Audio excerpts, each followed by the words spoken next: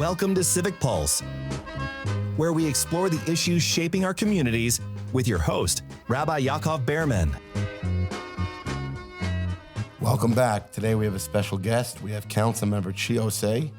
Councilmember Ossé is the council member in the 36th district, which represents Bed-Stuy and North Crown Heights. We're going to be talking about the FEAR Act, which is a new bill that just became law, which is, I think, in 180 days after it became law, it's going to be implemented. I know now it's being challenged, but if everything goes, if those challenges are not successful, and it essentially regulates who the broker could charge a fee to in New York City. So, first of all, thank you for joining us. Thank you so much for having me on. Why don't you tell us about the bill, what motivated your response to the bill, and what's in the bill? Absolutely. So as you said, the bill is called the FAIR Act, which stands for Fairness in Apartment Rental Expenses. When I was looking for an apartment 2 years ago, I was living at home still as a council member, and I was looking for housing within a very small amount of land, right? Bed-Stuy and Northern Crown Heights. I had to live in my district. And consistently, I was showing up to different listings, checking out apartments. Sometimes there would be a broker there. Sometimes there wouldn't be a broker there. Sometimes when there was a broker there, they wouldn't be paying me any mind or attention. And when I was, interested in the apartment, I was finding out that not only was I paying the first month's rent, the security deposit, but a broker's fee as well to move into that apartment. These broker fees can range from 15 to 30% of the annual rent of an apartment. And I saw that this was an obstacle, not only for myself, who had the means to find an apartment within my own district, but for many New Yorkers who are looking for housing, especially during this housing crisis. So being a city council member, I wanted to push for a solution, not to ban broker fees, because I did eventually end up hiring a broker myself who did an excellent job in finding me an apartment. However, just because I was able to hire a broker, I don't believe anyone should be forced to pay a broker fee. So tell us more about the bill. So what the bill would do is it would require that whoever hires a broker, whether landlord or tenant, will pay a broker fee. 9 times out of 10, when you're a tenant looking for an apartment, you will find an apartment through Street Easy, word of mouth from a friend, and you can still show up to a listing and end up paying the broker who your landlord hired the fee that is the broker fee. This bill would shift that responsibility and replicate how we do business in every other industry in this country. What you hire, what you order, you pay for. So currently what happens is the broker goes to the landlord. He or she says, I want to list your apartments. They come with a photographer, whatever it is. They take photos. They list it on, you said, Street Easy. Mm-hmm. And then the tenant comes. He finds the apartment. He reaches out to the broker. And the broker shows the tenant the apartments, and then the broker pays the fee, right? Mm-hmm. So what you want to change now is the tenant pays the fee. The tenant pays the fee. I'm sorry. What you want to change is you want that since the landlord hired the broker, the landlord should pay this fee. Now, are there other states that have this law already?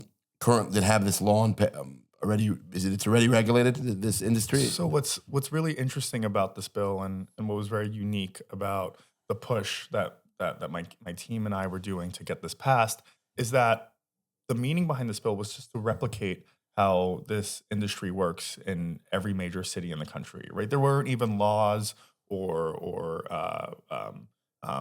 legislation that existed because this was just the rule. In Chicago, in Los Angeles, whoever hired the broker would pay the broker fee.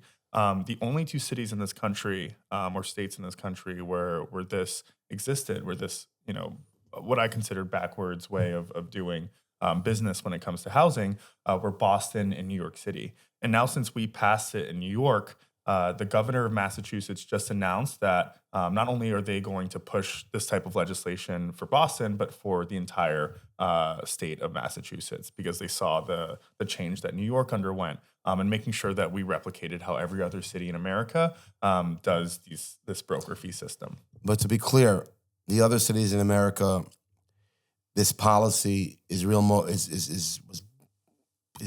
result of the market or a result of the law? It's the result of the market, right? I think the market and the law, right? I think it's in common sense, in terms of how we do business, like if you order a granola bar or try to buy a granola bar at the grocery store, you can't place that price onto someone else, right? I think that entire understanding was also put on the broker fee system within these other cities. And I think a lot of folks will argue that the market is different in New York City. And New York is a very unique city, being that it's extremely dense.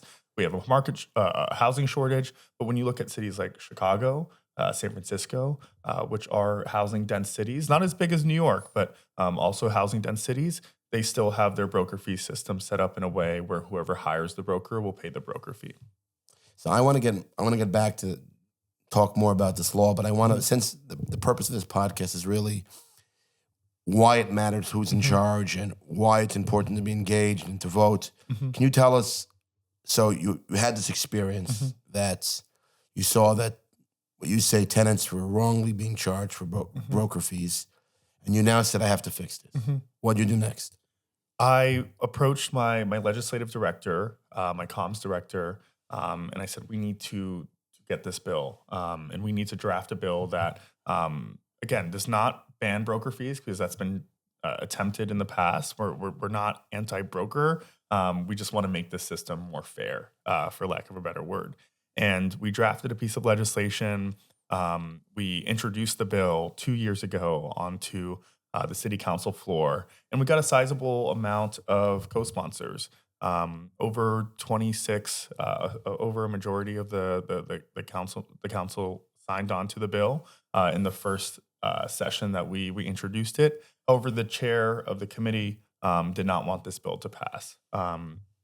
Something that was very prevalent when we were pushing this bill was the Real Estate Board of New York and their opposition to this bill. They did not want to see a shift of responsibility when it came to broker fees.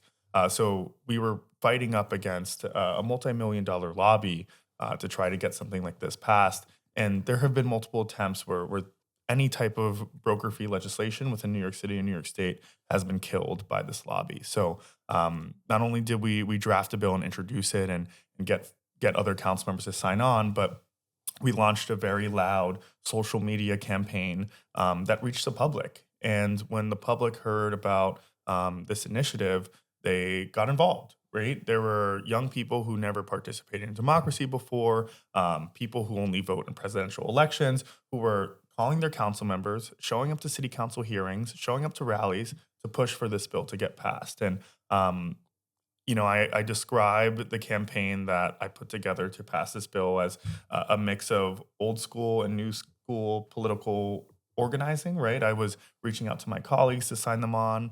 Nearly every major labor union supported this bill, various different advocacy organizations.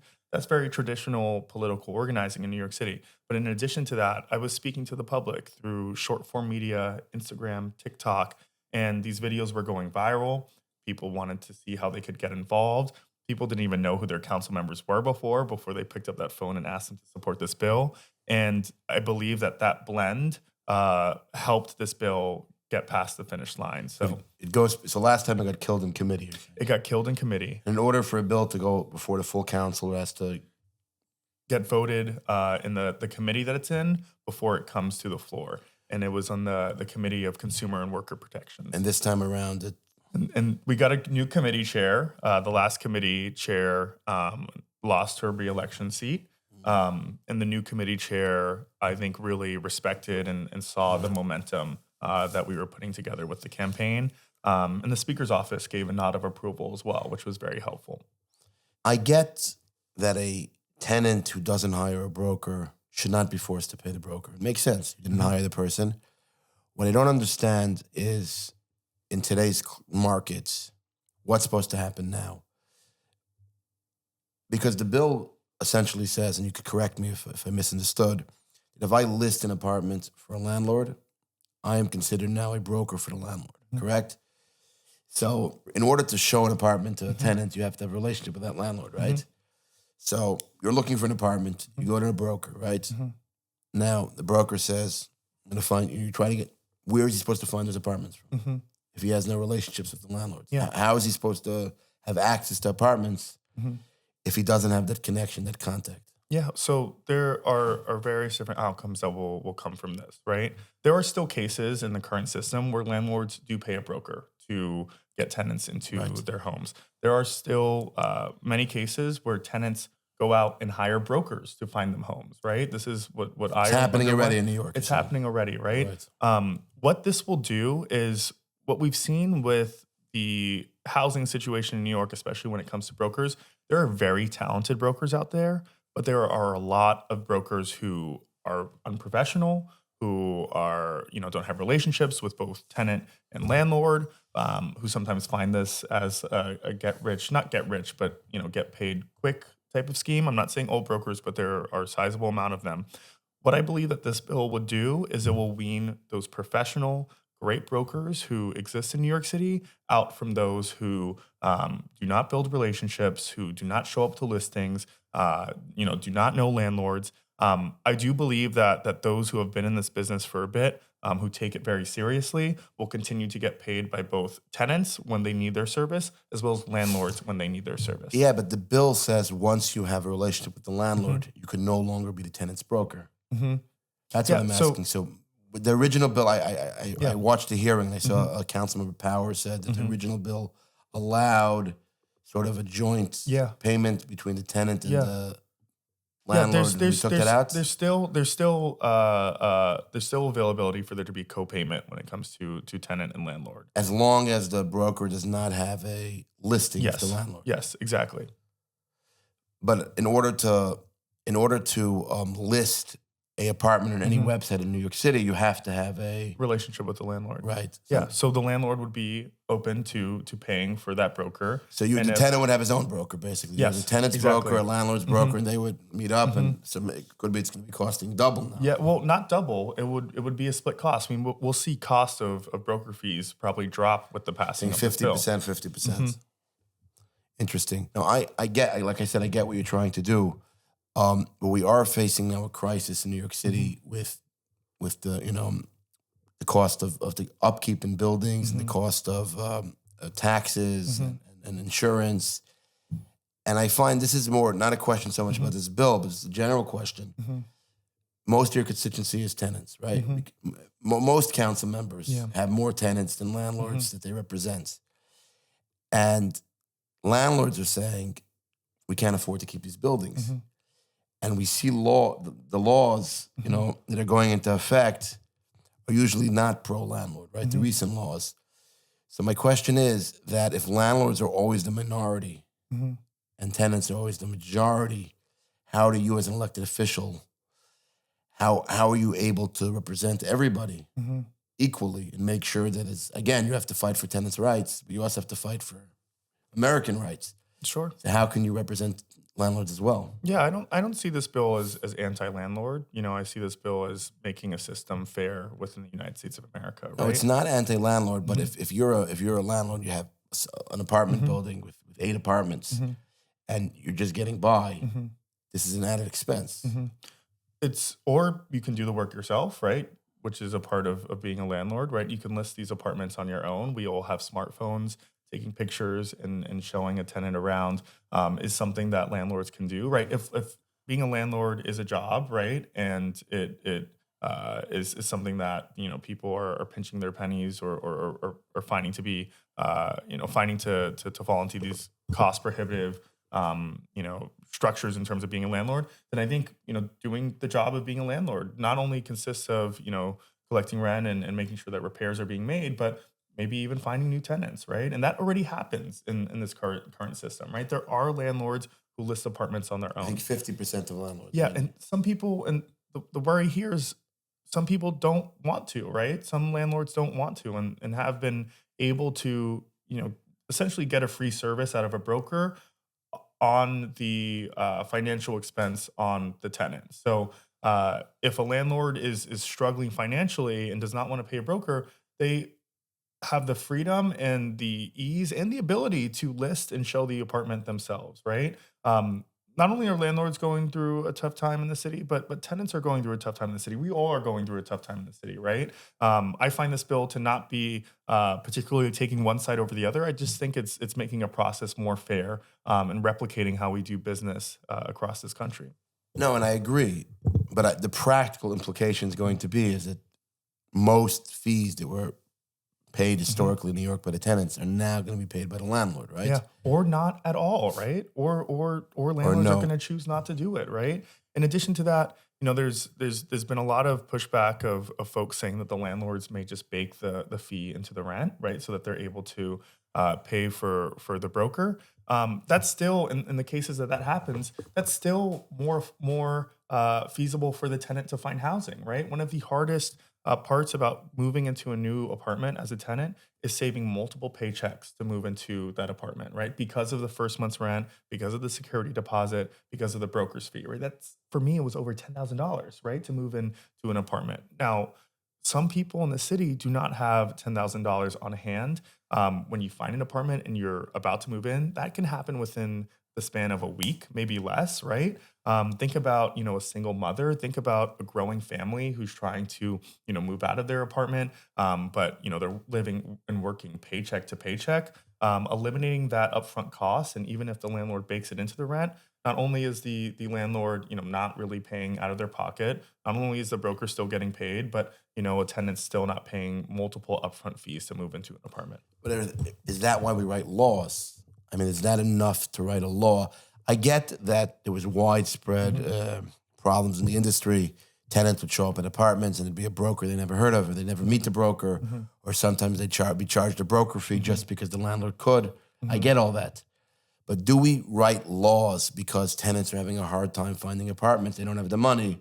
Therefore, we're going to write a law to make it easier for them. Is that why laws are written? Absolutely. Yeah. If people are dealing with financial struggles and housing is at the forefront of every single person's mind, and it's a stressor that affects the public health of this city, that's absolutely a priority. And that's why I won't be very humble about this. This was like the most popular law that's passed from this city council, right? There were hundreds of people that showed up to testify at the city council hearing. There were hundreds of people that showed up to watch this bill get passed. There were, tens of thousands of people that responded positively about this on social media. You don't see that every single day about city council legislation. And I think that says something So what can you do about the price of eggs now? Well, I mean, Donald Trump, please, it's been rising since he's been in office. I don't know. We can't write a law that it's ridiculous, right? $1.99. It's ridiculous. I know, but that's the powers of what we do on the local level, on the city level, versus the state level, versus the federal level. And Donald Trump, hopefully he's our savior in the egg pricing business, but we'll see. No, I think it's important to protect everybody, and I think that the vast majority are going to be very happy, and hopefully it's going to root out a lot of problems that we had in New York City. But I am concerned with the market. I am concerned when we start to regulate a market, and what's next? Like, where does this lead to? And I don't fully understand the business. It happens to be in my case, when my mother passed away, I had to find an apartment for a family member, and there was a broker in that apartment, and I called the broker up, and the broker said, I'm not going to charge. That's amazing. Right. I think there are great brokers out there. Sorry, finish. No. So I never had this personal negative experience. I had negative experience with landlords, but never with the brokers. And I am hearing from local brokers that 50% of their business is broker fees, right? And their perspective is that sort of like yours, it's not going to be, either the landlords are going to cut the broker fees or they're going to do it in-house, right? Yeah. So, which is still better than the current system, in my belief. So that when you created this bill, was the broker fees, the fact that an average broker is making $50,000 starting salary, was that taken into consideration when you wrote this bill? Absolutely. And, there are brokers who, people think I wrote this bill on my own. There are so many people that we consulted and wrote this bill with. There are group, and I think you tuned into some of the hearings, brokers testified in support of this bill, right? There are a lot of tenant side brokers who helped us write this because they felt like they were being, frankly, gypped, sometimes whenever there was a partnership between the landlord's broker and the tenant's broker when finding the tenant a home. Brokers helped us write this. There's a lot of there's a community that's silent because they're afraid to speak out about some of the firms that they work for in terms of what this practice does, right? And they see a lot of those bad behaviors that are exhibited by brokers. Absolutely, it was taken into account in terms of how brokers. How much brokers make a year, but again, we wrote this bill with brokers, and I think in government we're sometimes put into situations where we have to choose between what's best for the majority versus what's best for a smaller group of people, right? And I consider myself to be, a populist in terms of what my ideals and values are. And I think this is a very prime example of what economic populism looks like, especially on the local level. Was there anything that you heard in opposition that spoke to you, that made you reconsider or think maybe I should do this differently? No, I think not at all. And I think what's really interesting is the lobby that was against this. They kept on changing their argument as we pushed the bill further and further and further. I think because our PR strategy behind it was really good at debunking, a lot of the claims that were made about it. There were always new claims that were made, and now there's a lawsuit against the bill where they're saying that this is violating the First Amendment. I didn't find the lawsuit to be too serious. Exactly, and that's like another stage of what what the pursuits have been of the opposition. So that's why. I haven't really changed my mind, and I think there are issues that I care about or that I've cared about where I hear an opposing voice and I'm like, oh, that actually makes sense, and maybe I'm not going to push that hard on this. But this was not one of those. I find it also interesting. You said the groups that opposed the bill. Mm-hmm. I watched a lot of the testimony of the groups that supported the bill, and some of those groups are the same groups that oppose development and affordable housing. Absolutely. And I'm like, absolutely, and that the was hypocrisy is just astonishing. Exactly, and I've organized around the Rent Guidelines Board hearing, right? To tough times for landlords and tenants, but rent stabilization is very important to me and important to a lot of New Yorkers, and I'll like tell people to come to some of these hearings, and you never see those same faces that are opposing a bill like this who are saying that this is anti-tenant at these other hearings that are increasing rents for tenants. So that's a really good point because I saw that too. Well, thank you for joining us. Oh, thank you so much for having me. And we'll talk after this bill's implement. Was it mid-June? Mid-June. Thank you so much. Thank you.